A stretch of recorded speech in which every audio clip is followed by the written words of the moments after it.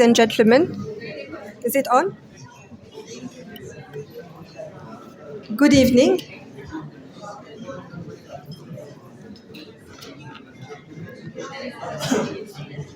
I think we're going to start.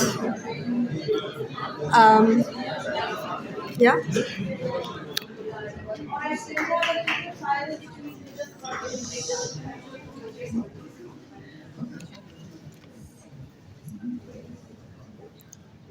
I'm so happy to see a full room. We're very fortunate to this evening to be welcoming Dr. Waleed Ziad a second time. Thank you for coming back, Dr. Ziad. For the very few people who don't know Dr. Ziad yet, Dr. Waleed Ziad is an associate professor in religious studies in the University of North Carolina, Chapel Hill. And prior to this, he was an Islamic law and civilization research fellow at Yale Law School, no less. He completed his BA, MA, M.Phil, and Ph.D. in history at Yale, where his dissertation won the most famous university-wide prize, the Field Prize. In the last decade, Mr. Ziad has conducted fieldwork on historical and contemporary religious revivalism and Sufism in over 140 cities across Uzbekistan, Pakistan, and Afghanistan. He has studied for this work Arabic, Persian, Urdu, of course, French, Romanian, Sindhi, and Uzbek. Yeah. His books include, of course, the one that we're going to talk about, Hidden Caliphate, Sufi Saints Beyond the Oxus and Indus. That was the winner of the Hurani Prize, the most prestigious award in Middle Eastern Studies, and the American Institute of Pakistan Studies Book Prize. Another of his books, and here it is, in flesh.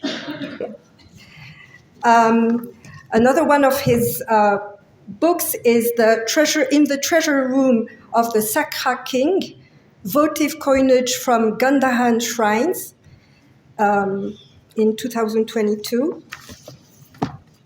This one. And also Sufi Masters of the Afghan Empire, Bibi Sahiba and her spiritual network. And the book will be available it's going to be printed at Harvard Press and expected in 2025. And for this book in particular, Dr. Ziad, we had the privilege of having him last year talking about this one. Also Sovereignty and Coinage in Sind, work in progress. And his articles, of course, have appeared everywhere in the New York Times, the Wall Street Journal, Foreign Policy, and all major dailies internationally. Just an introduction about the book Hidden Caliphate, Sufi Saints Beyond the Oxus and Indus. In this award-winning book, Mr. Ziad overturns the colonial narrative of 18th century Muslim decline and decay and retells the history of the Central and South Asia through the lens of Sufi networks. Through path-breaking fieldwork in 140 towns, and I said in Afghanistan, Pakistan, and Central Asia, collecting sources in 7 languages, Ziad shows how Eurasia, from China to Punjab to Siberia, was knit together by Sufis based in intellectual centers like Peshawar and Bukhara. These Sufis, known as the Naqshbandi Mujaddidis, fused Persian, Arabic, Turkish, and Indian literary traditions, mystical virtuosity, popular religious practices, and madrasa scholarship in a multi-dimensional and rich expression of Islam. This work is essential in not only reframing our understanding of the history of Pakistan and its neighbors, but tracing how European great game politics transformed this cosmopolitan region with a flexible religious tradition into a breeding ground for exclusionary, monolithic interpretation of Islam. Mr. Ziad, thank you very much.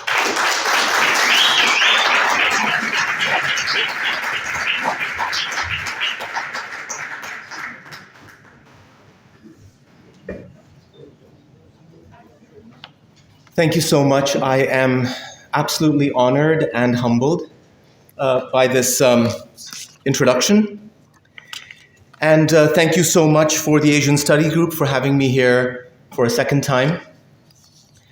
And of course, for all of you for coming here to hear me talk a little bit about my book, Hidden Caliphate, Sufi Saints Beyond the Oxus and the Indus, which is a story that's going to take us across Asia from Peshawar to Kabul to Russia to China. This is a story that turns the colonial narrative on its head. It makes us question everything that we've been told about the region in which we live. We were misled that prior to the British and the Russian arrival, Pakistan, certainly KP and Balochistan, and Afghanistan and Central Asia were these lands of lawlessness, backwardness.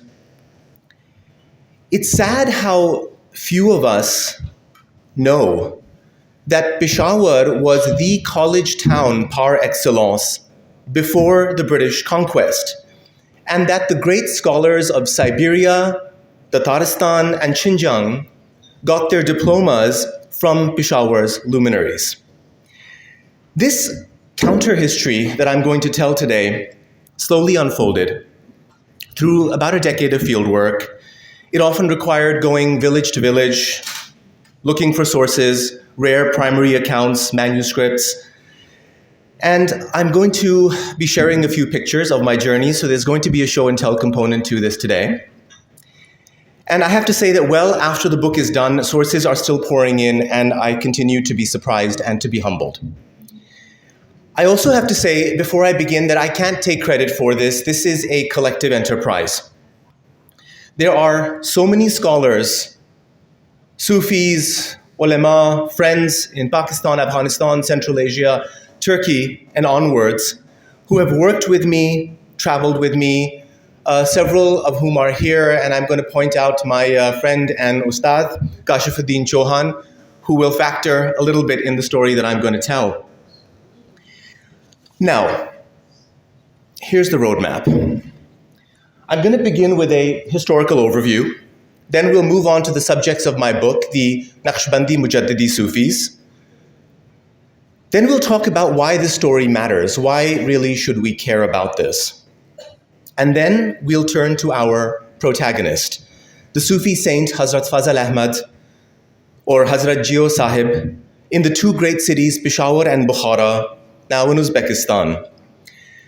This story will bring to light the presence of an intellectual spiritual network that held together the social fabric of much of Asia, a network that is either not known or not spoken about, and certainly obliterated from colonial and modern nation-state narratives. Unfortunately, this is not a story you're going to find in Pakistan studies, although I hope we do. So I'm going to take a little bit of a moment to situate us in the world we're about to enter. Let's begin with the two rivers. The Indus River, hopefully all of us are familiar with. And we've got the Amu Darya, or the Oxus River, which is the proximate border between today's Afghanistan and Central Asian republics.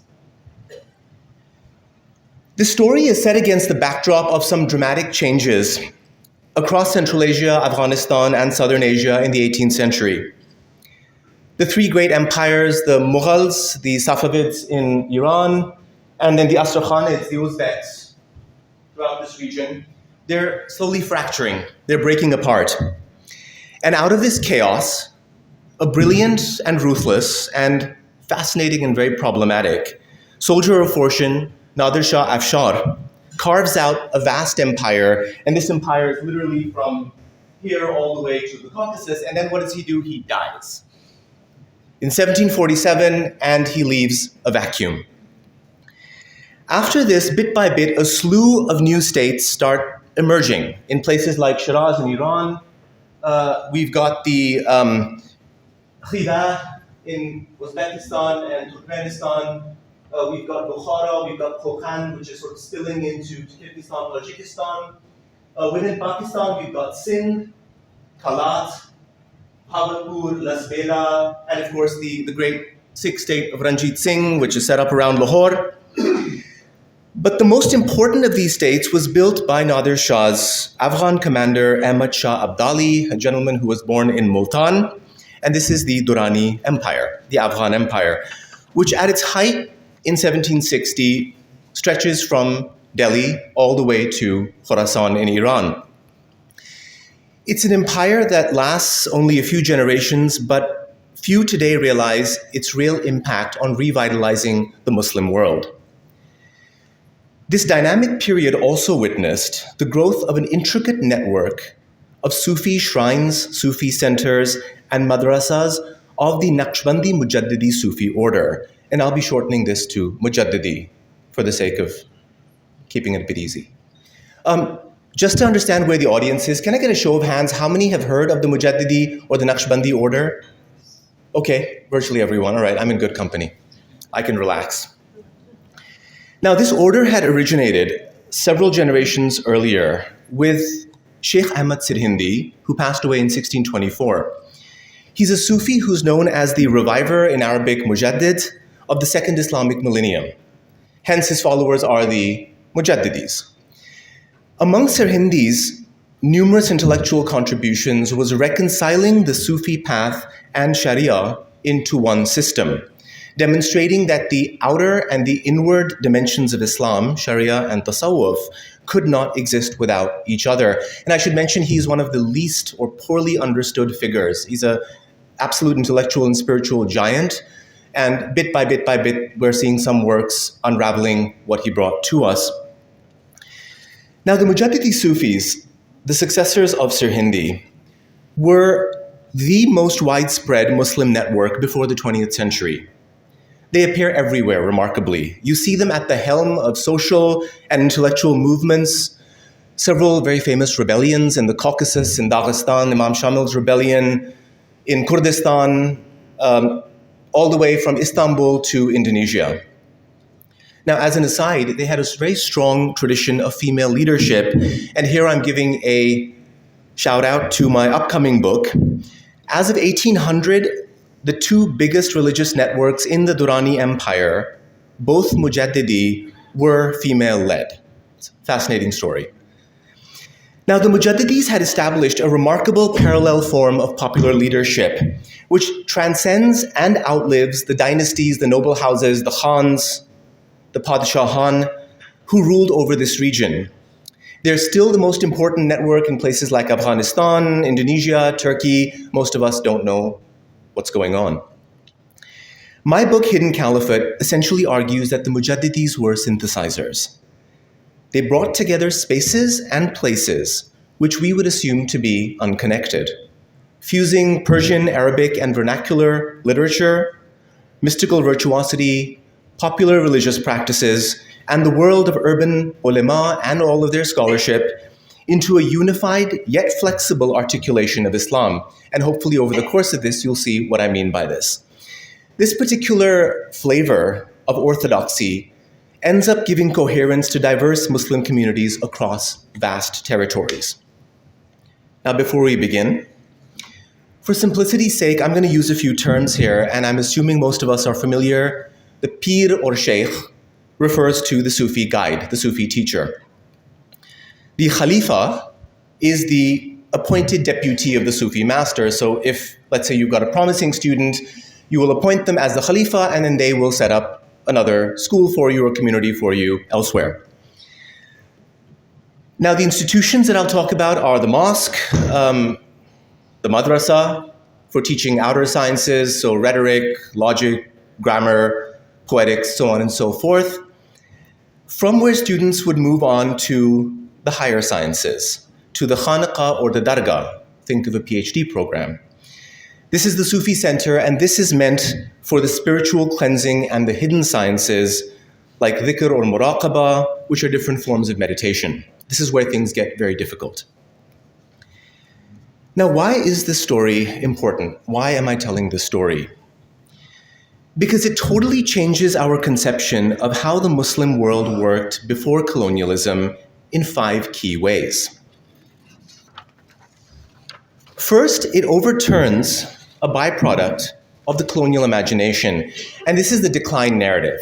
You've all heard this, right? That there's the early years of Islam, circa 900,000. You've got this wonderful era in Baghdad where they're producing things, and you'll see pictures of astrolabs, which no one knows how they work, but they look cool, and therefore it must be a period of height. And then afterwards, we've got a 1,000-year sort of absolute decline, and the Mughals and the Safavids are emblematic of that decline. We've all heard of this.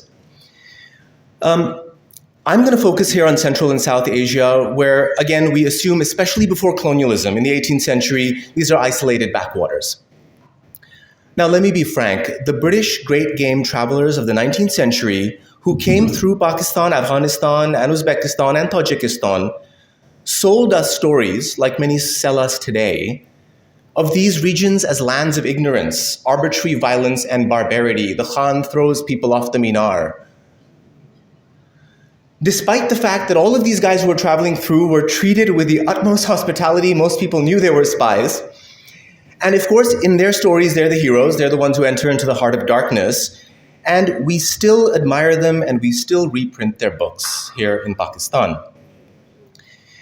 When we turn away from all of these colonial accounts, and even from the court histories, towards these Sufi networks, we see that despite political disillusion, the vast region remains interconnected, intellectually integrated, and the Mujaddidi Sufis and their other compatriots, in fact, play a critical role in sustaining a zone of exchange through texts, through education, through pilgrimage, and through, this is very important, universally trusted models of authority.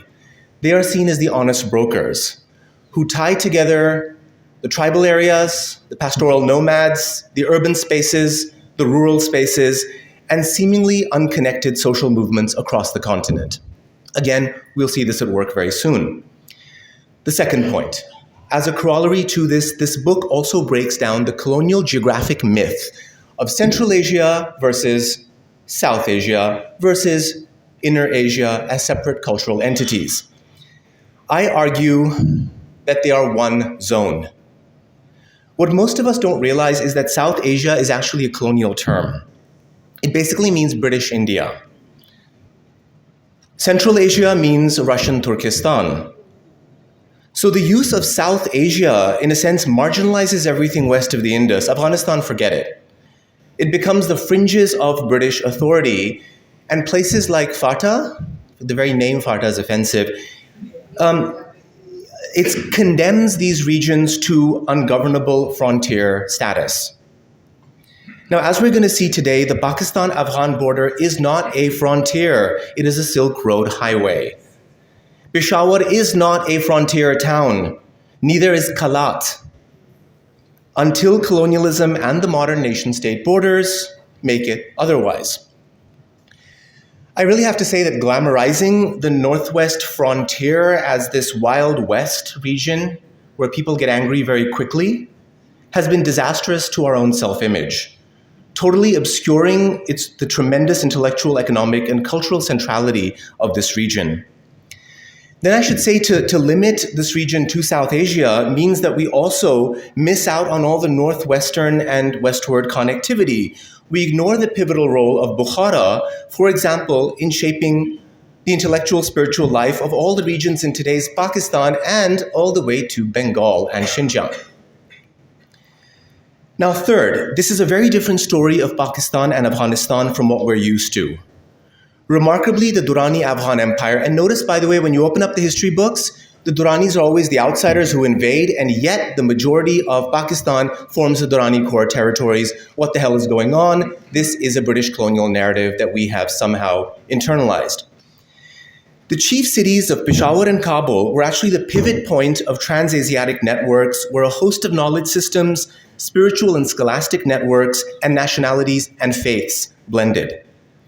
So this work is therefore essential in not only reframing our understanding of Pakistan and Afghanistan's history, but tracing how this region transformed from this cosmopolitan hub into what we sometimes believe is an isolated backwater by the 20th and 21st century. Now, the next point, point 4.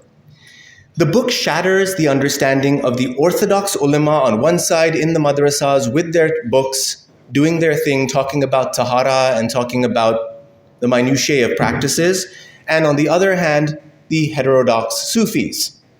That these are two separate groups, one is conservative and one is liberal, and they hate each other.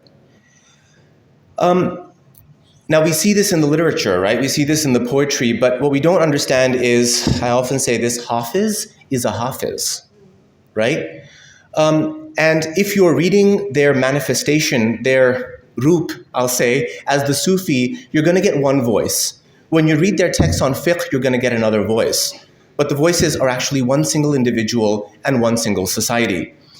Before the 20th century, the Sufis, the teachers of meditation, the writers of love poetry, the ulama, the professors of grammar, astronomy, tafsir, fiqh, and the ecstatic mystics, the one who roam around, were all one, inseparable, and overlapping. It's not a world of madrasas on one side, Sufi centers on another, wandering darvishes on another.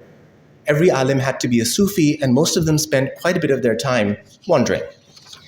Now, the Mujaddidis and their contemporaries integrate all of these, which make them such powerful agents of revival and connectivity. Sufis had to abide by Sharia. Jurists had to internally purify themselves. The two can't exist without each other. Now, finally and most importantly, this book offers a very new understanding of sovereignty in the Muslim world. Hopefully, it's not going to be new to many of us, but it needs to be said. The practical relationship between the state, everyone else, the people, and the religious sphere of mystics and scholars. I argue that Muslims understand authority structures within a two-tiered paradigm: the Zahiri, the manifest, and the Batini, the hidden caliphates. Now, in this two-tiered hierarchical model, which actually draws from Sufi terms, in fact, as far back as Ibn Arabi, famously, Shah Waliullah Dahlawi, in fact, of the 18th century, mentions this in really one striking paragraph. The hidden caliphate of Sufi scholastic networks maintains a trans-regional balance. It's like an umbrella positioned above the manifest caliphate, which is the political authority which is made up of these, especially in the 18th century, small fractured states. The Sufi scholars, what did they do? They provided a mix of social welfare services, scholastic services, popular leadership, ethical guidance. They taught us adab, medical and psychological counseling services. This is going to be, in fact, part of a chapter in my next book. Meditation, trade, literary, and even diplomatic services between warring states. In fact, you'd have two states supporting the same Sufi order and the Sufi order would basically bring them together. They could even raise defensive irregular armies when required. These are what we call the frontier fanatics in the colonial sources. Or theologically, they could challenge dangerous ideologies that are threatening Islam from within, especially Wahhabism. Before colonialism, the state elites and the subjects require this umbrella to sustain the world order. The urbanites, the agriculturalists, the zamindars, the petty princes, the tribal chiefs, the landed gentry alike rely on this overarching Sufi network for stability, for communication and mediation, both between competing parties, it could even be competing parties within a single family, and between the visible and invisible realms. And this is the main take-home of the book. Now, there's some things in this book that I do which are a little bit different.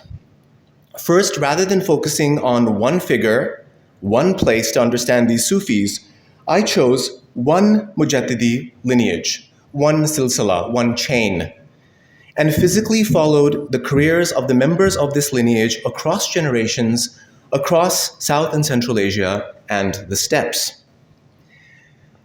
The lineage that I chose was one of a fascinating 18th century Mujaddidi scholar saint Hazrat Fazal Ahmad of Peshawar, which was back then a bustling Durrani metropolis.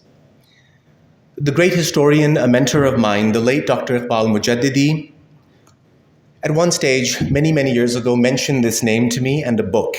And then the doors started opening, type of doors that I would never have expected. What draws me to Hazrat Fazal Ahmad is that he is more or less forgotten today. In fact, if you're going to Peshawar, even to the Yakatut area, ask about his shrine, and you're going to have a tough time finding it. Yet he and his descendants end up being connected to almost every major Muslim and social movement from India to Siberia, attracting followers from faqirs to celebrated scholars to Afghan kings to at least 5 rulers of Central Asia.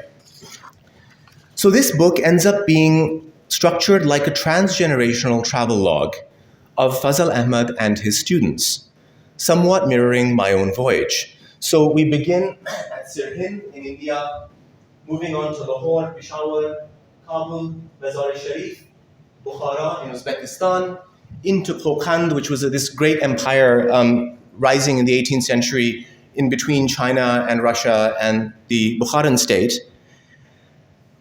onwards into Tataristan and the steppes, to Farghana and Xinjiang in China, and finally to the great caravan routes. And this is a route that will take us around here, down through Khan,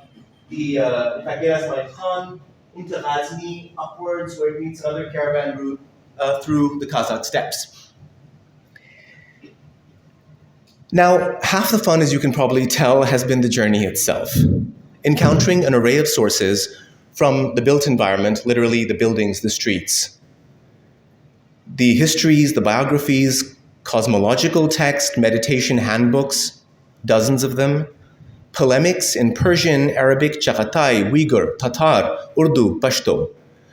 And fortunately, because of the varied sources that come out in each region, because these regions have been so poorly studied, each location, each chapter tells us a very different story, revealing how the Sufis were able to penetrate into such varied sacred landscapes. How do you get from an urban center to a tribal region and actually set up a following there? It's not easy. Okay, so the work has not been straightforward. Sometimes you travel hours into the wilderness to track down one source and it's not there, and sometimes magic happens. My dear colleague, the historian Malik Farooq Chamkani, who is here with us today, took me very generously in search of sources in Chamkani outside of Peshawar. On the way, he tells me about a biography that's been lost for over a generation. Now, at one stage, we're sitting at a Sufi dargah, and there is a sheikh there who mentions that there is, I believe it's a farmer or someone who has a book in his possession, and he's wrapped the book up in lots of cloth, and he uses it to heal the cows, again, with no disrespect, right? That is part and parcel of, and to occasionally solve disputes within the family. Just so happens he walks in, and it turns out that this book that he has in 7 layers of cloth is the very book that's missing for over a generation. Now, I'm also reminded of the time that Kashifuddin Chauhan and Rizwan Qureshi and I visited Hazrat Fazal Ahmad's shrine in Peshawar for the first time.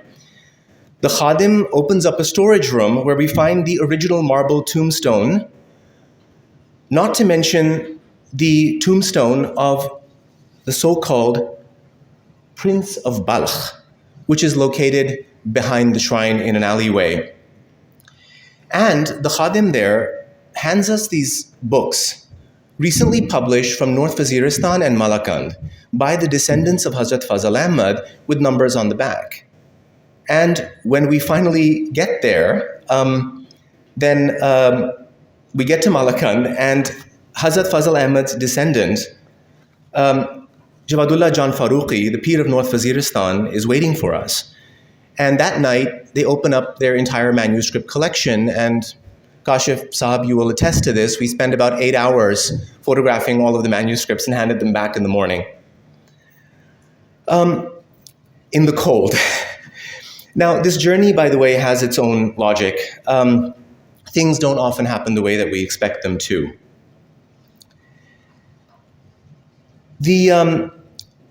I'll give you an example, actually, of my time in Afghanistan. Now, I traveled a lot there with a dear friend, a Sufi, an author, a bookseller, Qadri Sheikh, from Kabul. She's from Nangarhar, based in Kabul, and his name is Khakrub Fakir. So Khakrub is literally one who sweeps. That's his takhallus, his pen name. Now, I recall one of the most memorable trips that I took with him were to the mountains in the Kapisa province, which was at that time still inhabited by insurgents. So on the way in Parwan, we stopped at a roadside mechanic's shop, middle of nowhere, where a Sufi, having lost his ability to walk, had sat for over 2 decades. Now, this gentleman eventually called me inside and he met us and he insisted that we needed security because we were going to places, like many places that we went to, which were under insurgent control. What was the security? Each of us had to purchased 20 naans per passenger, and there were 4 of us, and then we had to distribute them to the needy on the way back. So we eventually arrived at this monastic complex in the mountains. After meditating in silence, Khakrub Fakir actually led the community there in physically sweeping the shrine, true to his moniker. The journey home was then punctuated with stops in villages where we greeted people on the street, inquired about their professions, and if found to be needy, Khakrub Fakir would distribute bread. And I remember at one stage he stopped someone, he says, "What do you do?" He says, "I'm a naan-bhai." He says, "Here, take 2 naans." Now, one of the best things about the journey is the trust and the mutual support and the generosity. People know when you're serious, you know when people are serious. In my work, I've traveled to 15 provinces in Afghanistan by road with no security. By God's grace, never felt unsafe. I have been picnicking on kebabs in places like Batikot, where even the army felt unsafe. So we've got 2 parallel worlds. Again, not to discount the reality of war, but there are parallel worlds. Now, I'm reminded of a trip that I took with Kashfuddin Chauhan to Dera Ismail Khan. The person we were supposed to meet kind of disappeared on us. And so we drive at midnight towards the tribal areas, and we end up at a Sufi center at Musa Zai Sharif, where the Sufi sheikh who we met with, without any introduction, welcomes us, gives us a place to sleep, and in the morning opens up the famous library containing hundreds of manuscripts. So with that, I'm going to walk us through the remarkable story of Hazrat Fazl Ahmad, the protagonist of my book. All right, now the key take-homes of this story are connectivity amidst political fracturing. That the fracturing of the Mughals and the other empires is not a period of civilizational decline. In fact, if anyone knows the literature, the Mughal Empire actually fractures because each region becomes so wealthy. This is last 30 years of scholarship. But instead, in the 18th century, you have incredible intellectual exchange. The story also offers us a peek into the rich, multifaceted, multicultural world of the 18th, 19th century Sufi scholar. Now, I'm giving you a warning, I'm going to inundate all of you with details so we can get a real sense, a tangible sense, a taste of how these networks functioned and flourished. So bear with me as we begin the journey. Now, Hazrat Fazl Ahmad was born in 1743 into Sheikh Ahmad Sirhindi's broader family, who's the founder of the Mujaddidi order. And he was a product of this academically and spiritually active world of Mughal Sirhind. A cosmopolitan town on the Lahore-Delhi highway, Sirhind hosted an academic complex where generations of Sufis and scholars gathered. These Sufis wrote hundreds of books synthesizing multiple intellectual traditions, whether meditative and breathing practices, channeling energy through metaphysical points on the body. This is, by the way, one of the key, let's say, specialities of the Mujaddidis. I'll talk about it a bit. And fiqh, hadith, tafsir, and so on. For 24 years, till 1767, Fazl Ahmad studied the revealed and rational sciences, maqulat, manqulat, and received intensive training in Sufi practices. He attained teaching diplomas and he taught for several years at Sirhind. Then you've got a whole bunch of invasions and chaos that breaks in North India. So in the mid-18th century, the Mujaddidi Sufis head out. Many of them are welcomed in the new Durrani Empire. Hazrat Fazl Ahmad in the late 1760s migrates to Peshawar, where he set himself up at a humble mosque, where he earned a reputation by supplying vast quantities of bread to the people in a period of drought. By the way, one of the core functions of a Sufi center, in case you don't know, is the langar. It is actually providing the core necessity, which is food. So in other words, they have ways of centralizing resources so that they can then be distributed. Mainly you also trust them, right? So if you have resources, you'll give them there. And if they're doing their job, then they will distribute them. Now, his circle of disciples grows exponentially, and he eventually sets up an independent Sufi center, which is located here near Yakatut Gate, in a neighborhood which came to be known by his son's name, Fazle Haq, and which is still known by his name. Soon after, Hazrat Fazl Ahmad embarks upon the first of 5 journeys to Bukhara via Kabul, establishing Sufi communities en route. In Bukhara, he establishes a Sufi center where the celebrated state builder of Bukhara, the king Shah Murad, and his son, and numerous scholars and nobility become his devoted disciples. Now, contemporary sources tell us that Hazrat Fazl Ahmad's disciples numbered in the thousands on both sides of the Oxus River, and he appointed 600 khalifas, of whom I have found in contemporary biographies, we have found about 115, 120 names, and the list keeps going on. So the 600 is probably not an exaggeration. Khalifas included some of the leading Quranic commentators, mystical poets, specialists on Rumi's Masnavi, from the Ottoman lands to Dagestan in Russia, to Kyrgyzstan, to Punjab.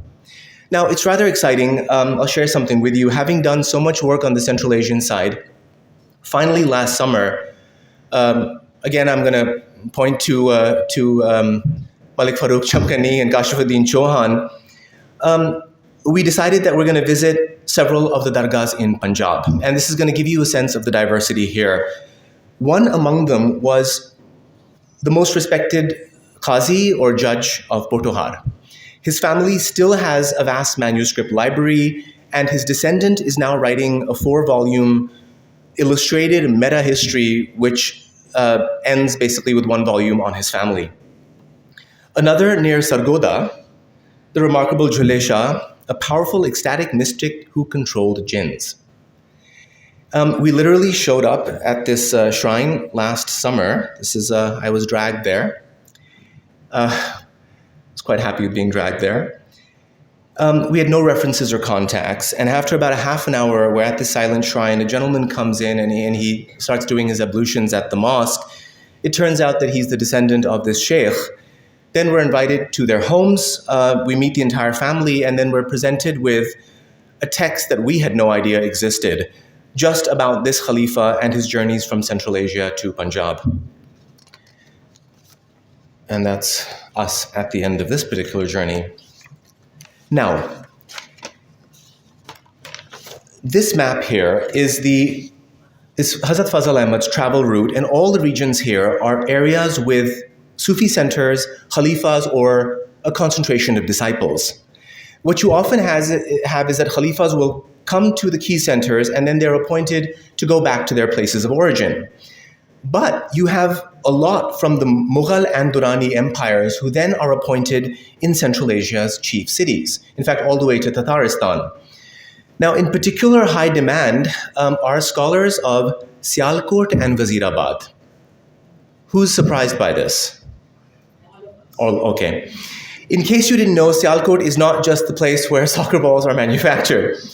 Allama Iqbal and Fez did not come out of thin air.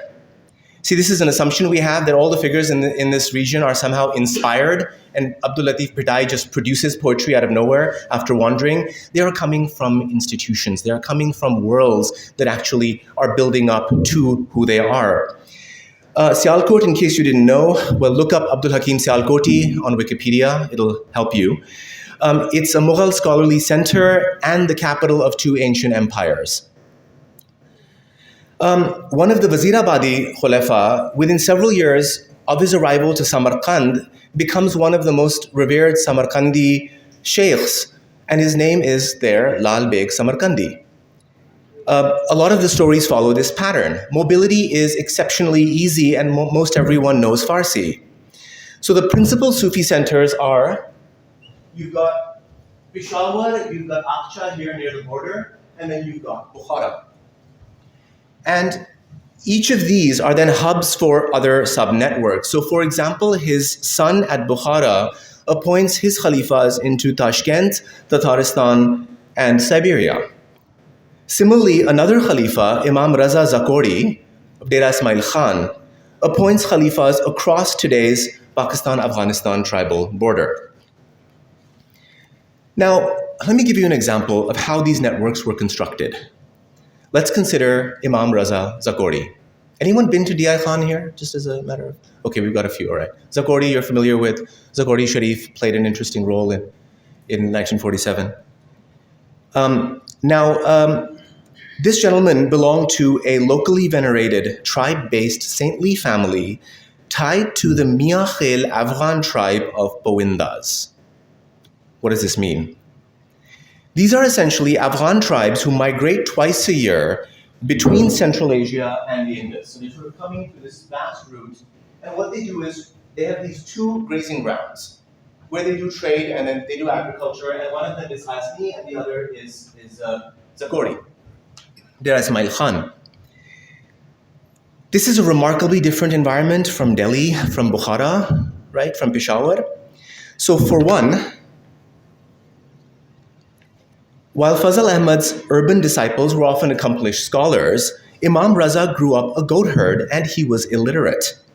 His world was one of fantastical miracles, interwoven with the perils and the opportunities of the caravan journey and its natural environment.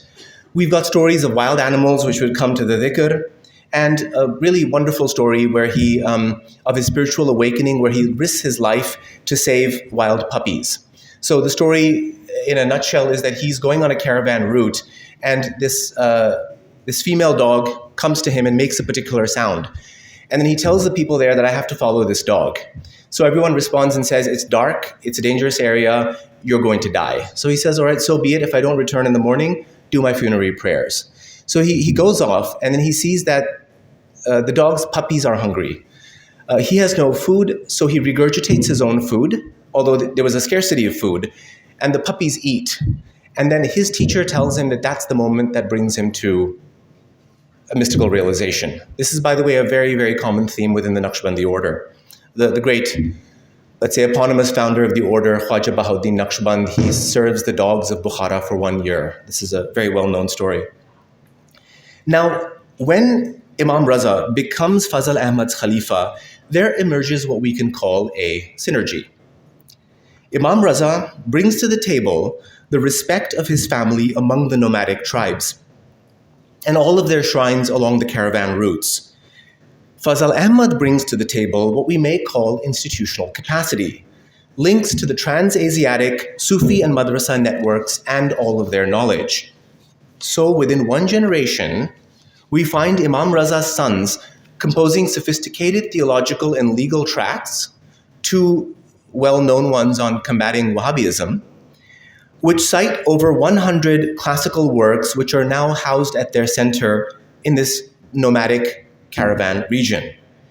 So these tombstones, by the way, you're going to find Diwan-e-Hafiz on the tombstones at Zakori, which tells you that these are the institutions where the urban domain, the Persianate domain, meets the tribal. Now, other Khalifas belong to older established lineages. Fazl Ahmad's principal biography is written by a Khalifa at Mazar-e Sharif in northern Afghanistan, who is the brother of the Khadim, of the custodian of Mazar-e Sharif, the shrine city. Does everyone know who's buried in Mazar-e Sharif, or who's... So it's Hazrat Ali, it's Imam Ali. So there are two locations, Najaf and Mazar-e Sharif, and if you read 17th, 18th century texts, they'll normally say, and God knows best.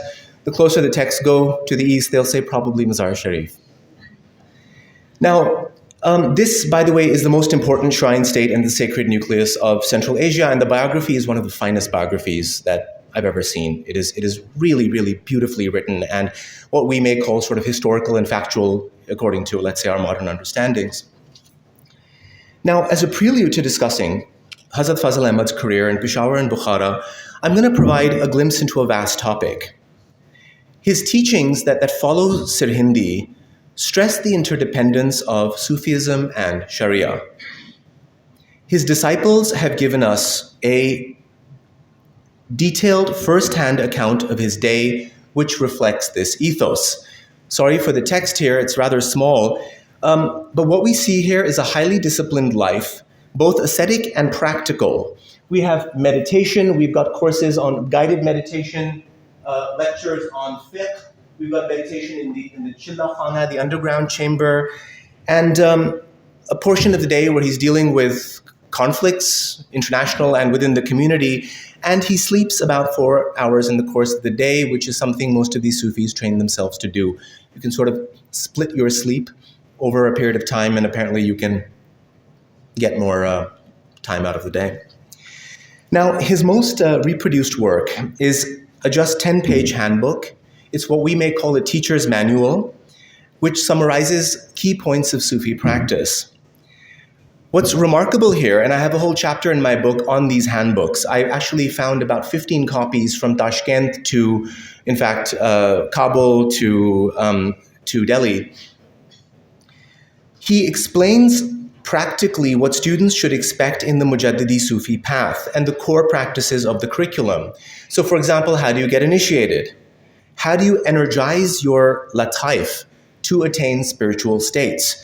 So what these are metaphysical points that are mapped onto the physical frame of the human body. And each of these points, you can think of them as like sort of like switches.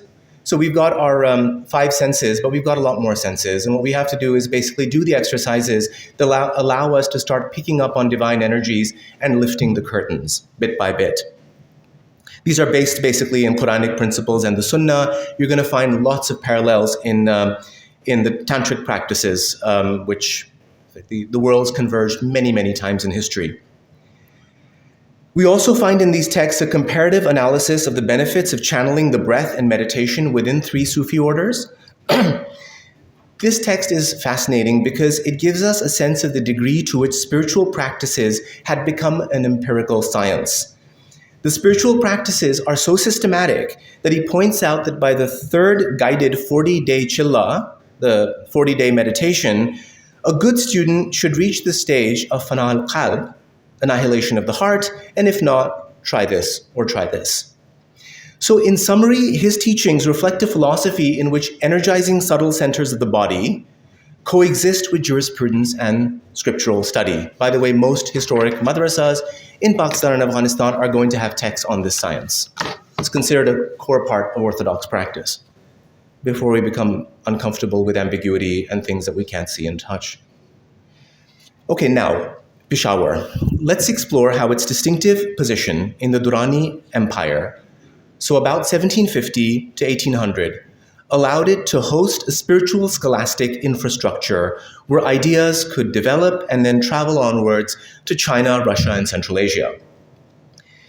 In the latter 1700s, the Peshawar Valley, actually, it's a major beneficiary of the problems in North India. You've got Sufi scholars, poets who move westward, and in 1770s, Kabul and Peshawar become the dual capitals of the empire. And I don't know if any of you know this, but the horse trade that goes from Central Asia down south into India is actually there's more trade happening in the 18th century than ever before, and more than the maritime trade routes by several degrees. This is the huge sort of St. Petersburg all the way down trade networks. So Peshawar and Kabul are nodes in this network, which basically means that you've got land grants to Sufis and ulema, which are available throughout. So the result is this closely knit web of Sufi orders whose disciples set up madrasas and Sufi centers that provide education and social services where a range of philosophies and pedagogies come together ready for onward travel. Now, I put together, it's a very basic one, cross-section of some of the principal Mujaddidi and related lineages of Peshawar. And those who know the region are going to recognize famous scholars, mystics, anti-colonial revolutionaries, and activists who are all within half a degree of separation. So here is the Hazarat of Shur Bazar. By the way, the Bibi Sahiba book, that's that lineage. This is the most important Sufi lineage of Afghanistan. They were key players in the Soviet-Afghan War. Sifatullah Mujaddidi is part of this lineage. Does anyone know the Akhund of Swat? Seydou Baba? One of the most incredible stories ever. I've got part of a chapter on this. He's a figure who basically is asked to become the de facto king of a new Sufi-oriented state in the highlands of Swat. It's a new experiment. This, of course, becomes the Riyasat of Swat. And there are a lot of these really fascinating figures. This is Pir Omar of Jamgani, who 30,000 acres is what they basically inherit in the 18th century. And which my good friends here have led me to understand that there are 3 generations of female leaders, or 2 or 3 from about 1800 to 1850, the largest land grant in Khyber Pakhtunkhwa until the 1960s. Now, the Mujaddidis also play critical roles in providing coherence to a region where governance is highly decentralized. There's a well-known archaeologist, adventurer, rogue. It's a guy who leaves the British Army.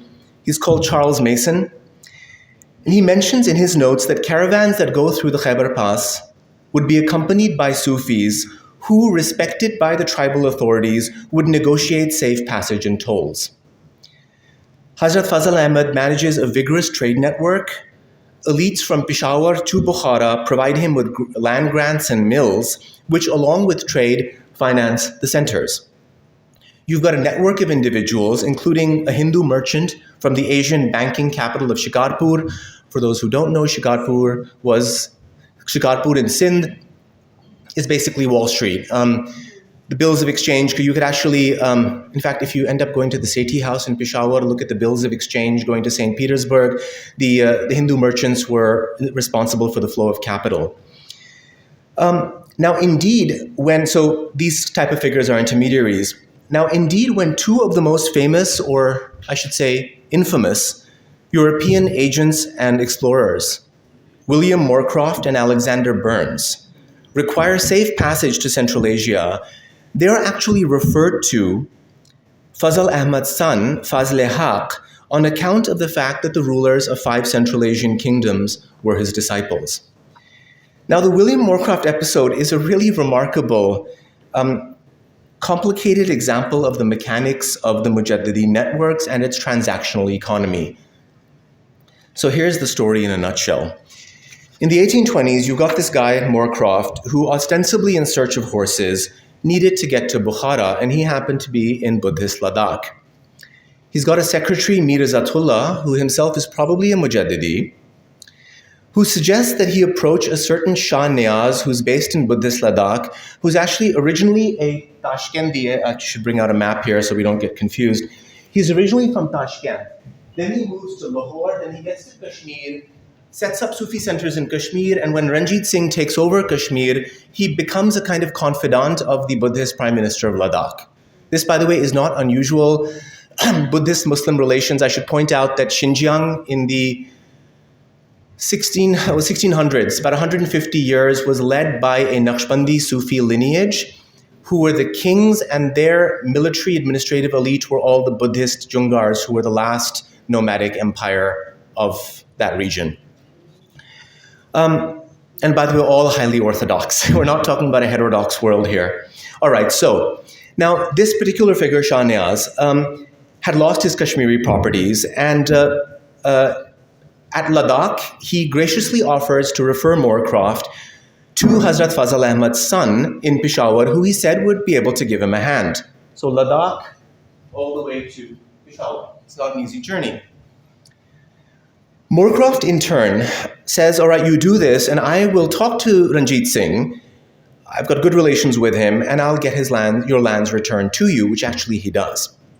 Now, Moorcroft comes to Peshawar, and he meets Hazrat Fazl Ahmad's son, who, as it happens, needed to go to Bukhara at the time to meet with the ruler Amir Haidar, who So Moorcroft offers to finance the journey in return for good references along the way.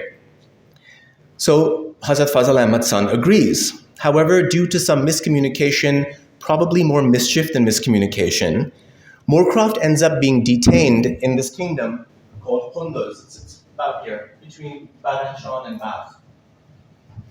And the king of Qunduz detains him, and eventually, through Hazrat Fazl Ahmad's network, he's referred to a Mujaddidi Sufi of Qunduz, who's actually the father-in-law of the king, who manages to negotiate his release. And these are the release papers. So this is a startling example of how Sufis held the fabric of society together. Now, of course, such diplomatic services went far beyond this petty example of assisting merchants. And the shrines and the Sufi centers in this network often become safe houses and neutral spaces for political negotiation. We have a concept called bast, which basically means that, let's say you've got two warring tribes and someone gets caught. Well, they can take refuge or bast in a shrine space. And what that ends up doing is it gives you a cushion in which the negotiations can take place so the problems don't get out of hand. Now, the neutrality of the Mujaddidis is enshrined within their own written tradition. You rarely find a critique of other religious denominations, except Wahhabism, but we'll get into that in a second. Now, as an example, one of Hazrat Fazl Ahmad's trusted Khalifas left us a manuscript, something that we found I think initially in Malakan, of his memories of his time with his master. So in one instance, he sent to the Qizilbash Shia governor of Peshawar to resolve a major dispute. I'm sorry, it's not a major dispute, let's just say a dispute. Now, as it happens, the meeting doesn't go well, and the discussion degenerates to verbal abuses. Instead of Shuma, they say to. So, instead of Aap, they shift to Tum. Now, the Khalifa goes back and then tells Hazrat Fazl Ahmad that obviously this would have happened because the governor is, after all, a Shia and he's a heretic. Makes sense. Hazrat Fazl Ahmad was visibly upset, and he reminded the Khalifa, who, by the way, tells the story to us, which is quite remarkable, that Sheikh Ahmad Sirhindi addressed his letters respectfully to Hindus. So who are you to declare a Shia who fulfills the religious obligations of the Sunnah to be a heretic? Return to see the governor tomorrow. So feeling a bit sheepish, the gentleman goes back, meets the governor, they apologize, and the solution is resolved. The problem is resolved. Now, the only sect, by the way, which is openly condemned is any group that vaguely resembles Wahhabism, which was considered an unthinkable heresy. In this particular text, actually, you'll see Monand Iblis Hadith akin to Satan of 1,000 tricks. So now, why? Why are they so problematic? Because the Mujaddidis, as staunch defenders of Sunni orthodoxy, basically feel that the Wahhabis are doing two things that are deeply problematic. The first is takfir, to declare other Muslims to be non-believers and therefore worthy of death. The other problem is that they demean the prophets and they insult the saints, which is unthinkable. So even to demean the cosmic role of the prophet and the role of the saints is basically an affront to orthodoxy. So I'll give you an example of Fazl Ahmad's disciples' role in wiping out the Mujahideen movement of Sayyid Ahmad of Rai Bareli in the 1820s. Have anyone heard of this, Sayyid Ahmad of Rai Bareli? It's called the Mujahideen movement, or Tariqa Muhammadiyah is another term for this. It's a really fascinating movement. I think in Pakistan studies textbooks, you'll read it. The basic story is a scholar, actually a fairly good scholar from North India called Sayyid Ahmad, decides one day after a long career to get financials, to declare jihad against the Sikhs who've taken Punjab and parts of KP. So he gets financial support from North India and he puts together like an army of disciples. He goes through Sindh, through Kandahar, through Kabul, into Peshawar, where he kind of declares himself eventually the Amir al-Mu'mineen, the commander of the faithful. And then starts, unfortunately, waging war against the Afghans themselves and starts declaring local Muslims who don't support him to be idol worshippers and unbelievers. Now, the part of the story that we aren't told, and if you can read this if you have the time to do it, this is from one of Hazrat Fazl Ahmad's disciples. The part of the story that we aren't told is that, and this comes out in the sources that we found, is that Fazl Ahmad's two most famous Peshawari khulafa is Hafiz Daraz because he's apparently tall, and Hafiz Azim, the great alims of Peshawar, lead a full-fledged theological assault against him. Through fatwas, letters, propaganda, through khutbahs, they eventually get him declared a heretic, claiming that his movement bears traces of Wahhabism of the Najd. And because of their efforts, for over a century, Wahhabism in all the Pakhtun and Afghan regions was considered a four-letter word. Even today, it's rather difficult, even in Taliban-controlled Afghanistan. Story that I would be happy to share. So indeed, it's this combination of educational, diplomatic, and political services which allows the Mujaddidis easy entry across Asia. I'll now turn to Bukhara, which, like Peshawar, offered ample opportunities for scholars and Sufis under the Uzbek Khans of the Manghat dynasty. This is an unbelievable case study because here we find kings who aren't just supporters of the Sufis, but actually trained to become licensed scholars and Sufi guides themselves. Now, Bukhara, as many of you know, has a reputation of being the college town par excellence. But by the 18th century, due to some environmental crises, and then Nader Shah Afshar makes it worse, the academies are wrecked. Cities like Samarkand are now down to 10,000. By about 1750, an Uzbek family comes to power and began reconsolidating Bukhara and repopulating the city, which meant bringing in the Mujaddidis who could power up the academic and spiritual scene. At this time, Bukhara's Sufis received considerable patronage, given stipends to travel to the now very rich trade routes to study with Mujaddidis down south in the Durrani Empire, and they then return home after getting diplomas. In addition, you've got several Mughal and Afghan Sufis and scholars who then established colleges in Bukhara. It's in this environment that Hazrat Fazl Ahmad arrives in Bukhara in the 1770s. He was granted one of the city's most important madrasas called the Mira Khan. It's a phenomenal madrasa that kind of went out of service for a couple of generations. I found some earlier endowment deeds which mention that there's a Masnavi Khan, someone who recites the Masnavi throughout within this madrasa, which is very common, side note. From the Mira Khan, he attracts scores of disciples, and it's here that he meets the young king, Shah Murad. Now, even before meeting Hazrat Fazl Ahmad, Shah Murad was deeply committed to Sufism. He sought only the company of Sufis and ulema. He abandoned all the trappings of royalty, and he even engaged in manual labor. In fact, they say he refused to accept the mantle of kingship until pressured by the community to assume the position and to rectify the ills of the past. Now, 2 years after his coronation, in 1787, Shah Murad was initiated by Hazrat Fazl Ahmad into the Mujaddidi Sufi path. We are told that he would attend Hazrat Fazl Ahmad's sessions every morning and evening, spending several hours in the Sufi center. Eventually, the young king, we are told, excelled in spiritual exercises with superb tawajjuh, if you know what that term means, to the extent that he and his son were appointed among Fazl Ahmad's khalifas, and we have the document of appointment, with permission to guide their own students on the Sufi path. Now, I got access to about 100 letters written between Hazrat Fazl Ahmad and Shah Murad, son, the King Amir Haydar. Now, the questions the king asked the Pir are remarkable. They're highly complex questions about meditation, philosophy, training. And by the way, these aren't letters that were meant to be published. These are very personal letters. In some letters, actually, Fazl Ahmad reprimands the king for not doing his practices on time. He says, I'm going to withdraw my tawajjuh from you unless you get your act together. I found another fantastic letter where the same king writes to Hafiz Daraz, the one who declared the Wahhabi movement to be heretics, the tall one. And the king poses 17 questions in Arabic on ontology, epistemology, medicine, fiqh, logic, theology, hadith, grammar, and so on. And it's this very King Amir Haydar, if you were here last year, who personally invites Bibi Sahiba, the great female sheikh of Kabul and Kandahar, to Bukhara.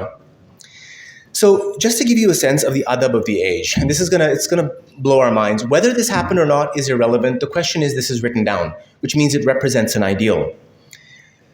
At one stage, Hazrat Fazl Ahmad asked the king to see him at the Sufi center.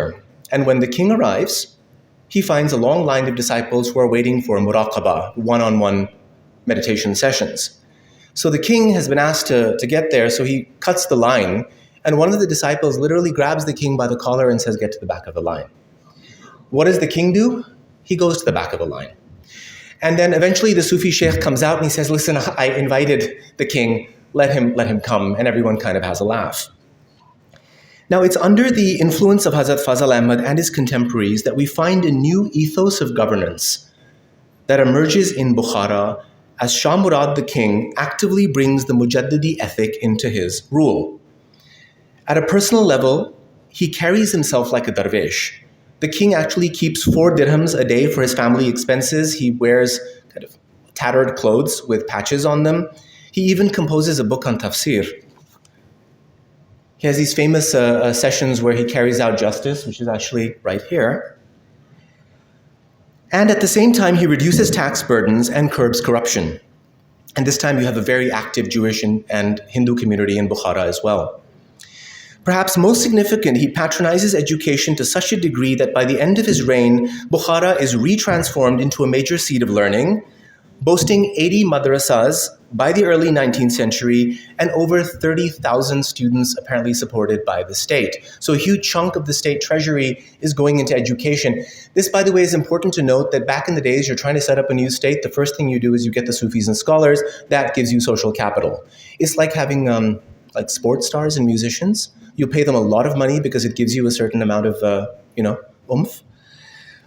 So from Shah Murad's reign onwards, a new model of kingship emerges, which then, I should mention here that an educational exchange starts between the Durrani Empire and Bukhara, and it lasts certainly into the 19th century, and you still have more students going from Bukhara to Peshawar up till the British conquest.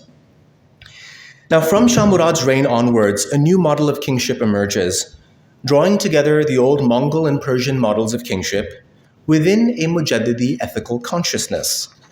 So you've got royal histories which now begin entries on the reign of Shah Murad with the hadith of Tajdeed. That is, every 100 years, a Mujaddid or a renewer will appear to renew the religion.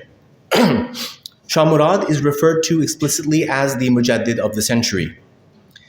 The chronicles present the time before him as a period of decline and disorder, in which a young prince meets a darvish, assumes the throne in the year 1200, it's quite lucky, it's a round number, and then he revives the Sunnah.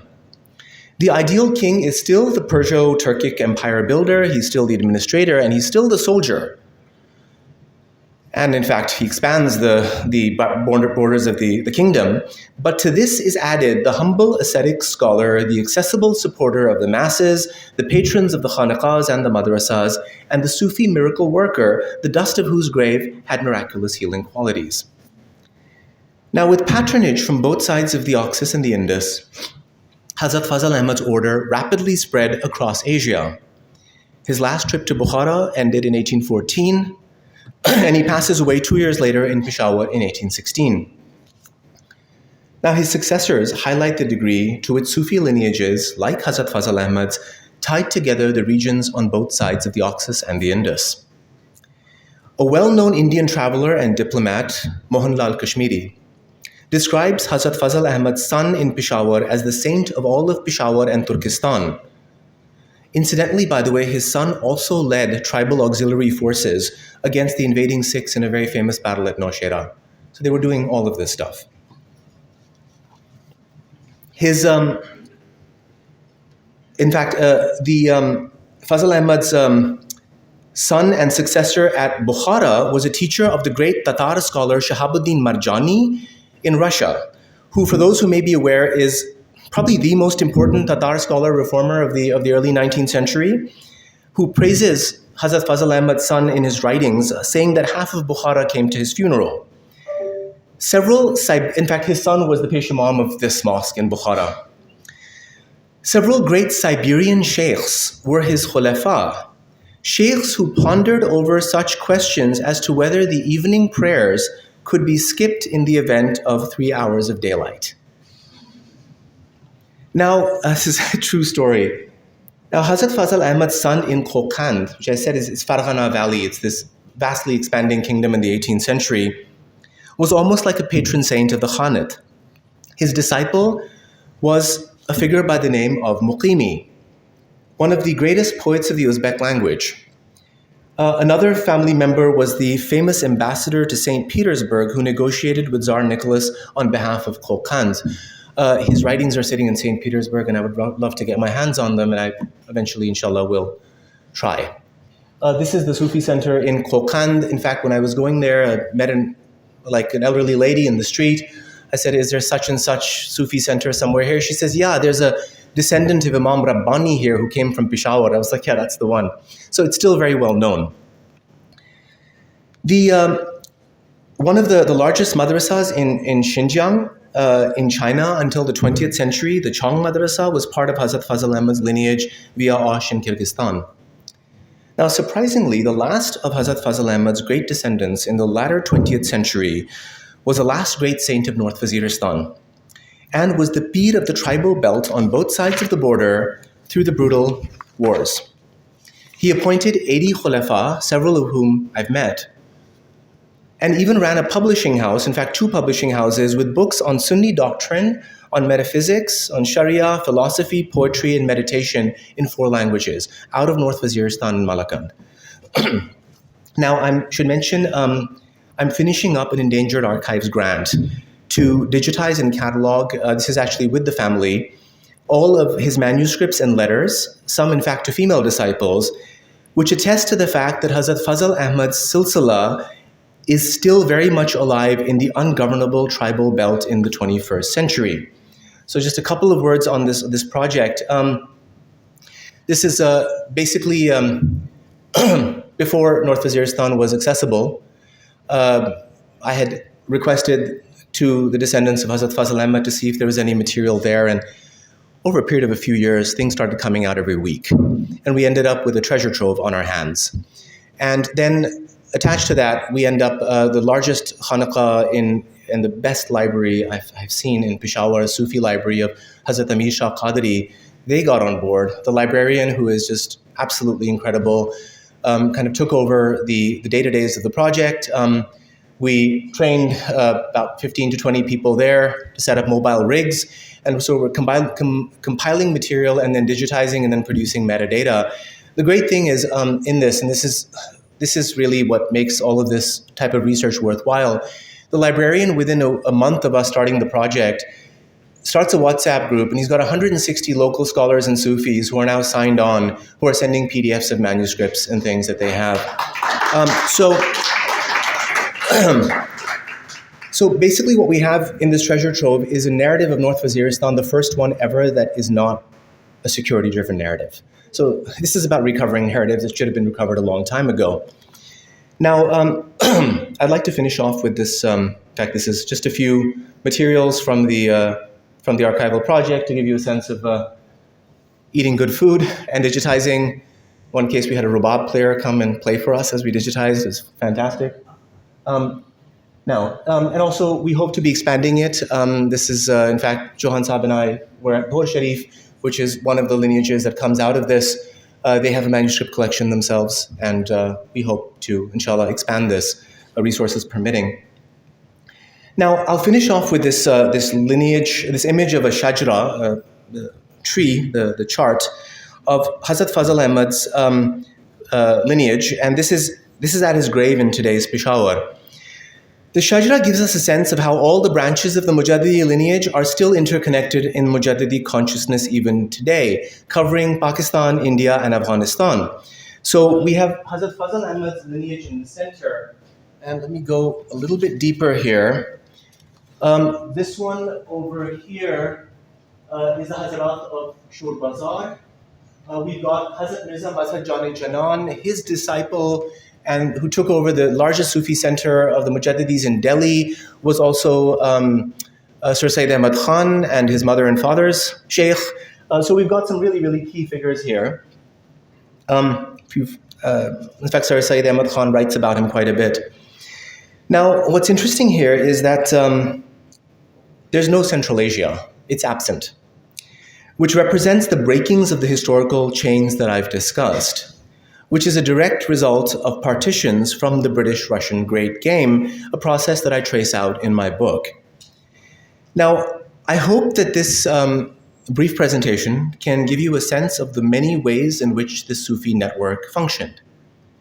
So in summary, what emerges from this story is a vast network, a vast zone of highly complex intellectual and spiritual discourse, reaching well into the tribal and Kohistani regions, a zone mediated by Sufis who incorporated both spiritual and practical knowledge systems, the Zahiri and the Batini that make up the broader Muslim system, a thread that brought together the world on both sides of the Oxus and the Indus rivers. Thank you very much.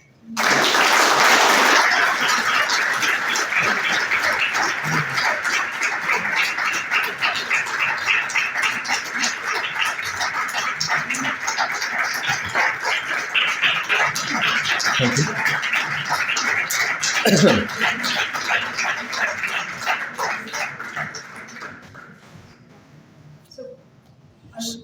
Please. Thank you so very much, Dr. Ziad. It was brilliant. I learned so much. Thank you so much for having me. It's an honor. I have a few questions. I'll do my best. Okay. Thank you. So, it's not in order, but it's okay. These Sufi orders and networks that you talked about, are they still engaged in similar activities now?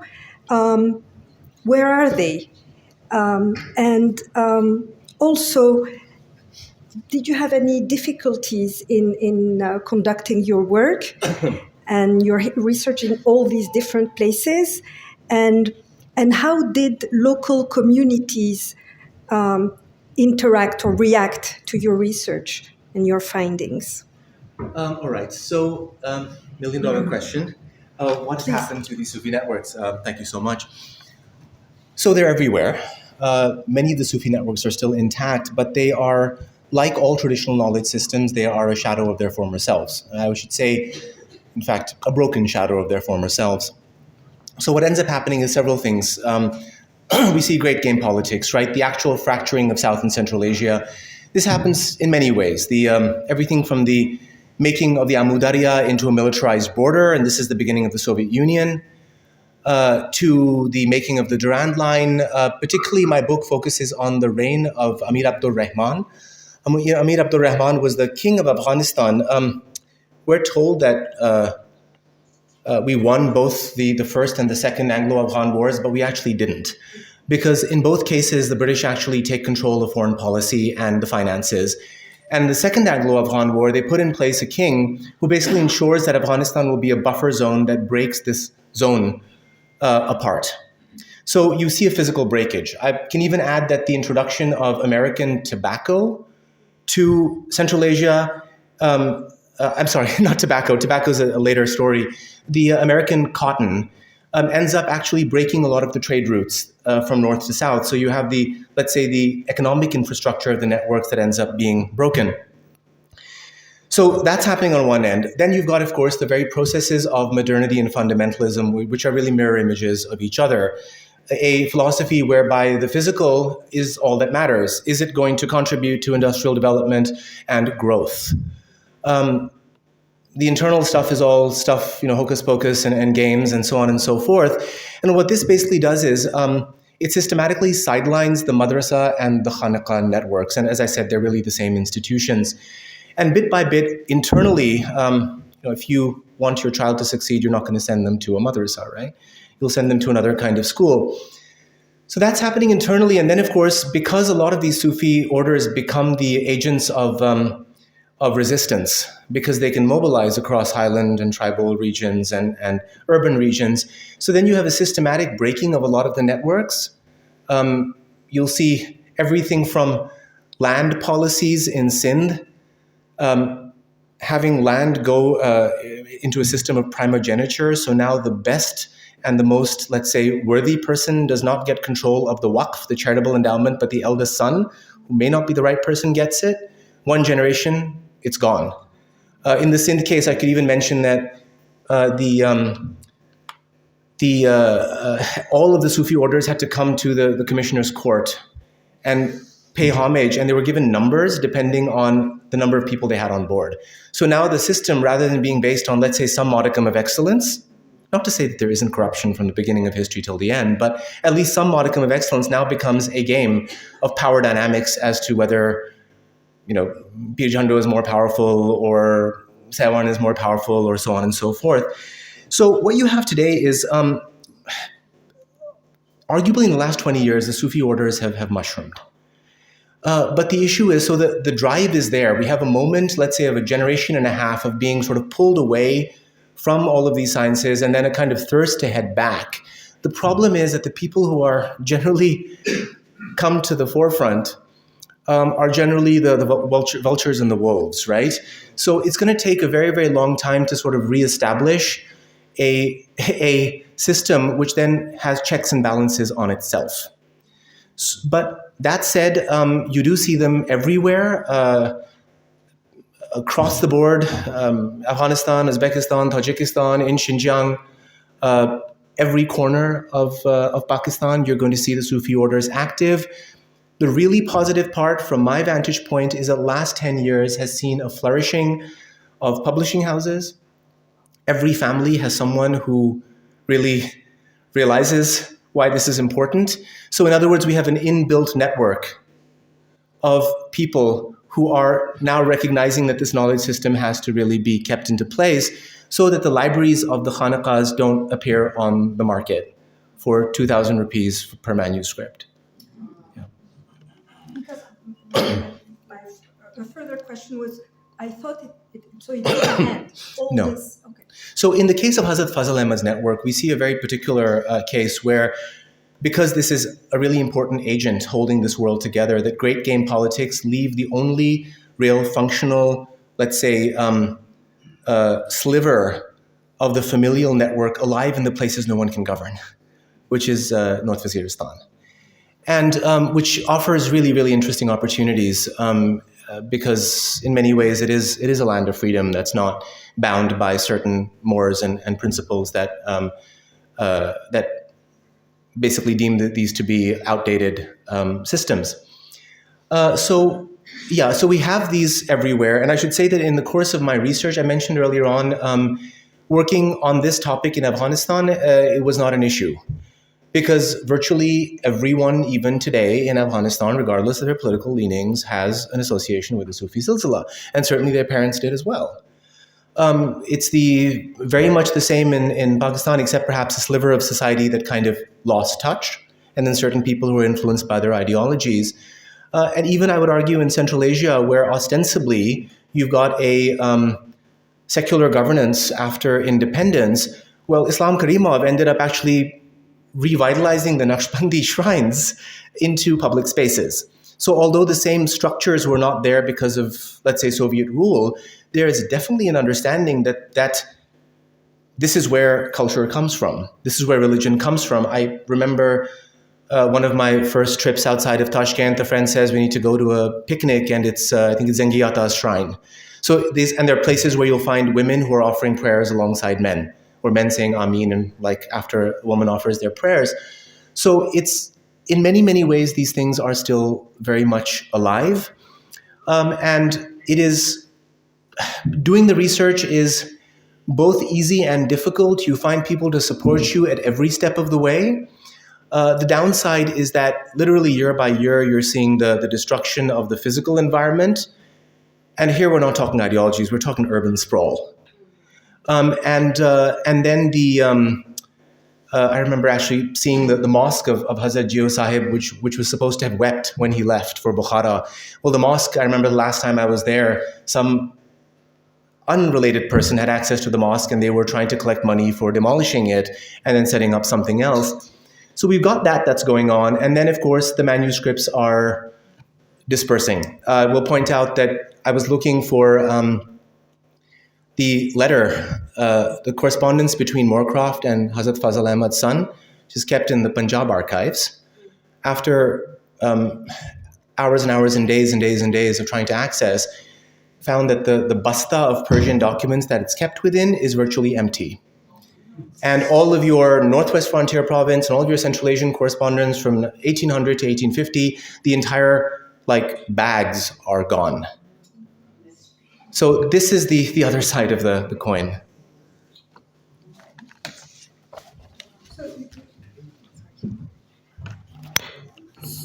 So if you could in a nutshell tell us how exactly your study,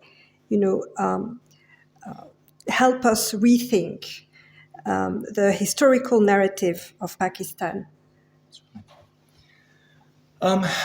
I would argue, not just because I wrote a book on it, that it's vital. And I would say it's vital for several reasons. One is that we, in the process of telling our history, the kind of textbooks that we produce are actually, believe it or not, even if they're actually colonial textbooks. What we do is we slap Islam on, sort of like it's a green coating of a narrative that's entirely a colonial narrative, where the good guys become the bad guys become the good guys, but it's the same narrative and they go back to the same sources. So one thing that I'm arguing is that we need to start doing local studies to actually capture narratives that are simply there, but they're narratives that actually are no longer in the forefront. I remember actually teaching Pakistan studies, or it was broader South Asian studies in a university in Karachi, and the curriculum that I was fed that I had to drastically change virtually had no reference to the Khanat of Kalat, or to the Jams of Lasbela, or to the Makran Coast and the Zikris of Makran Coast, or frankly to the Duranis, or frankly to the Kalhoros, to the Talpurs of Sindh, to virtually every dynasty that has ruled over Punjab. The Sikhs were like a side note. Which means that we need to basically recover this region from the frontier narrative, and in the process also see the region as not mutually exclusive of the groups outside the borders, right? So in other words, recover the narratives of Balochistan, recover the narratives of these regions, and have a comfortable relationship where we realize that there's a comfortable relationship in the past, and there can be a comfortable relationship going forward. Practically speaking, what I actually say to my students, and I'm very, very key, in fact, I stress this, do not begin your studies with the colonial archives, because they're so well aligned with the way in which we've been taught to think in the schools in which I have been brought up, that they end up basically sending you in a certain direction, and your questioning all ends up reproducing that particular narrative. So what I say to my students is, like when I was doing work in Lasbela, Balochistan, we don't want a single colonial history of Lasbela. We find the local narratives, we find the oral histories, we talk to everyone on the street, we meet with the sheikhs, and then at the end, if you need to tie a little bow around it, or perhaps you need a little bit of you need some other perspective, then bring that in. So now you can balance different viewpoints, because the colonial narrative is a securitized narrative, right? This region is a problem. How do you solve the problem? Take me to your leader. Therefore, we only hear about the Khans, right? The Sufi orders are virtually non-existent unless they wage a resistance, in which case they are fanatics. South Waziristan, the Pirs of Ana had this one of the most incredible little resistance movements in the late 1800s, early 1900s, which we read about as this moment that the British colonizers come in, and then all of a sudden fanatics come and they wipe them out. I'm reading the sources on the other side. These gentlemen and women, it's both are highly involved, are running a Sufi center. All of a sudden they've got the army at their border. They convert their Sufi centers overnight into armaments factories, like cottage armaments factories, and then they fight back, right? And they have a whole lineage of their own. So all of this to say that the narratives need to be rewritten. The narratives need to be rewritten so that people also have faith in their heritage. And again, to say that the narrative of Balochistan or KP or Punjab or everywhere in North India or Bengal are not mutually exclusive. Because you're going to find that back in those days, there will be scholars coming from Bengal who will come to Peshawar and you will not even know where they're from. Right? So these are and again, I think all of our ancestors lived this particular world. And we pretend that the world never existed.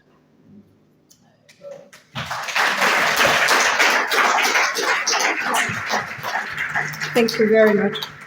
With this, we will open the floor.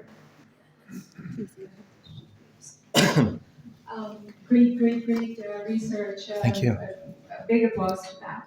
My question would be how easy or how difficult was it not to stray from the context of your research, because there's so much knowledge and there's so much feedback going on there. So yes, please. I would say I really enjoyed straying because it's the straying that really opened up the doors, right? All of a sudden. But then composing it in just one book is a context. Oh, then you have to just tell yourself to stop. You have to tell yourself to shut up, and this is all I can write. But the next book that I'm writing on female saints, some of you will remember last year it was a footnote. I had no idea, but the footnote raised a lot of questions.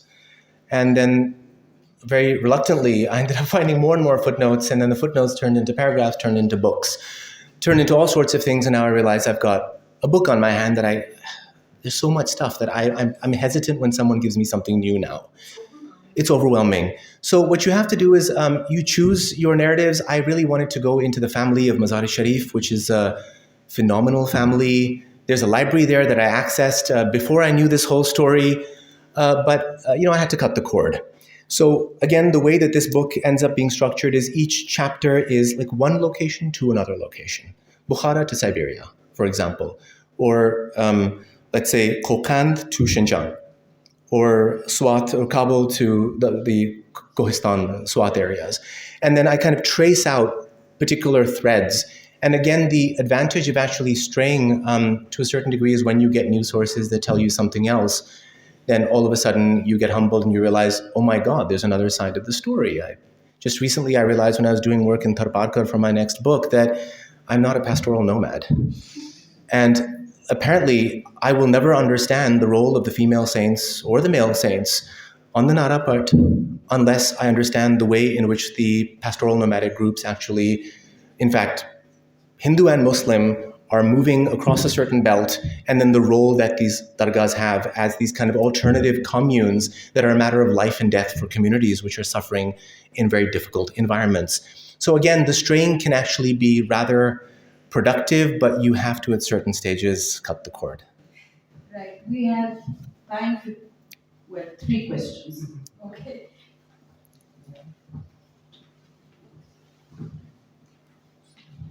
One person from that region who's very fascinating, Pankaj Mishra wrote on the ruins of empire a complete chapter, is Jalaluddin Afghani. Yeah. So where does he fit into all this? Like, is he much later and an outcast, or is he part of the narrative? That's another lecture. I generally in my classes spend about 2 days on Sayyid Jamaluddin. Sayyid Jamaluddin is, okay, first of all, I'm going to say that if I heard someone give the answer that I'm giving right now, I would probably walk out of the room. So it's a simplified answer, all right? He's a much more complicated figure. Sayyid Jamaluddin in the latter 19th century represents actually one of the big breaking points of the chain. What he basically does is he's a member of the Freemasons. He's always lying about where he's from, goes from one country to another, getting kicked out. And then for creating trouble, the tobacco protest in Iran, he's sent as an ambassador by the British to St. Petersburg. A lot of people claim that he's a British agent. He's writing against Sir Syed Ahmad Khan in India. What he basically is doing is he's offering an alternative to this world. His critique is a real critique. Colonialism, we're being overrun. Where the hell did we go wrong? And his answer to this is actually a really problematic answer. And it's a very materialistic answer, that basically the strongest bond urwatul wuthqa, that bonds the Muslim world together is being Muslim ourselves, and therefore Islam is a political ideology. Now, technically, there's nothing wrong with what he's saying, but what he's basically doing is he's undermining Islam as a personal conviction, as a personal path, or something that comes from the bottom up. And he's trying to create a new state which is top down, and he's trying to create it through a philosophical edifice which is in many ways a European philosophical edifice. Again, there are great things about European philosophical edifice here. I'm here talking about the rise of destructive nationalism, that side of it. Obviously, there are other great people he could have taken from. So what he basically does is he's critiquing the Sufis, he's critiquing Islam itself. When he's writing to Renan in France, he's acting as if the Quran itself is something which is for simpletons and the great philosophers truly understand the truth. So there are a lot of question marks about where that ideology that we now know as fundamentalism comes from. Throughout, he generally remains a Freemason. This is not a conspiratorial. This is very, very well known. And he is one of the figures who then kind of cast doubt on the entire edifice of the madrasa, the dargah establishment, and then kind of creates a new way forward, which was perhaps the best that he could do at the time. I don't know. Right. Anybody else? I'll speak out loud. Can you? Very, very impressed. I'm not a history student, but I'm really impressed by what I learned today. Thank you so much. Your hard work, I understand from what I heard today, is the half of 18th century and 19th century. Into the 20th. In fact, I also work on the ancient period as well, but by and large, let's say about 1700 to really the present. What I was going to say is that once the British came, once the British came, did it hamper the great work that you talked about? And maybe in future you're going to look into those years, the 19th century, 20th, plus. Yeah, thank you so much for that. Well, in certain ways, I hope I've answered this question before. There are two phases of imperialism, just to make this very clear. The 18th century, when Russia's coming in through the steppes, and then you've got the Battle of Plassey and the sort of the pincer movement of Russia and England, and the potential of the Napoleonic sort of other world order, which brings together Tipu Sultan and potentially the kings of Iran and Afghanistan. So at that moment, something interesting is going on, that you actually end up having more connectivity than before. You've got a line of forts that the Russians actually set up, which become trading points. So oddly, the 18th century and the early years of colonialism, to be entirely fair, are fairly good for the internal networks, which is why people like this are helping out Moorcroft. Their philosophy is, let history move on, because our job is essentially something else. If we need to help someone out, then whoever comes in place will necessarily not be a legitimate ruler in the perfect sense of the term. Work with them for practicality's sake so that the basic work can go on, right? And hopefully I've made the basic work fairly clear. There are moments in the 19th century where changes happen. So in my world, it would be the First Anglo-Afghan War. I'd say it's also the Russian occupation of Tashkent. There is the removal after the 1880s of a new state that's set up in Xinjiang, which was meant to kind of bring back partially the old order. There's several of these moments that are happening. 1857 is a huge one. And what these moments do is they actually change the philosophy of imperialism. A couple of things happen. I'm sure scholars of colonialism will be able to say this in far better terms than I. The racialization of identity is really important.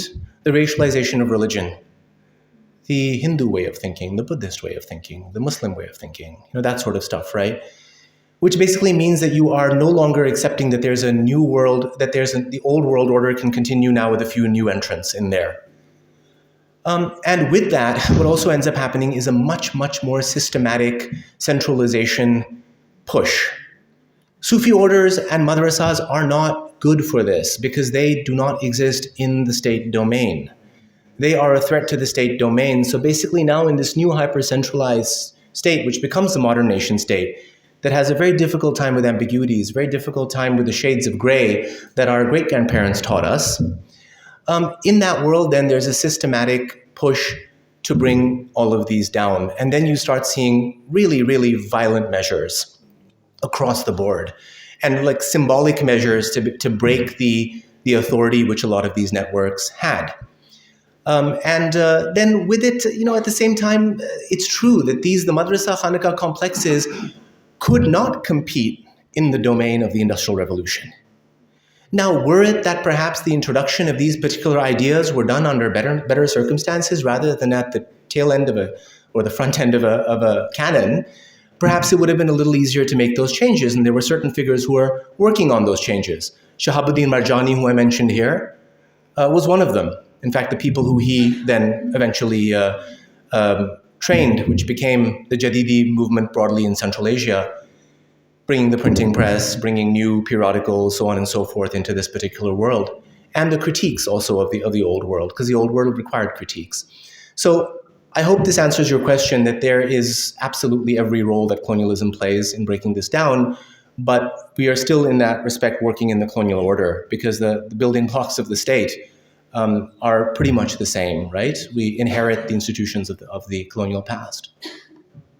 Listen, I hate to do this, and we could go on till midnight, but we really have to wind up. So, Waleed, thank you so much. Thank you very much for once a again. Wonderful talk, and I have to tell you this, that I really enjoyed this so much more than the Mohata Palace one. Well, after all, it's those who are organizing it. No credit to the Asian Study Group, but genuinely, I was there at Mohata Palace, and I found this, you added a little bit onto this. I think you did. A little bit. A little bit. Yeah. So thank you so much. A big round of applause for me. Thank you so much.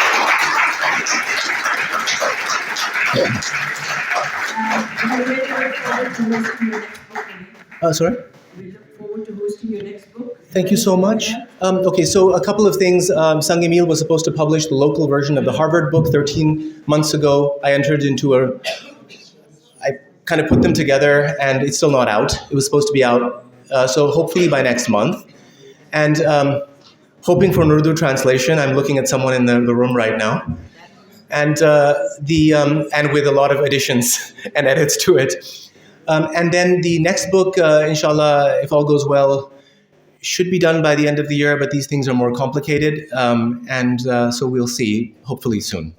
Okay. All right. Thank you so much. Thank you. Thank you for being a wonderful audience and not using your mobile phone. Thank you.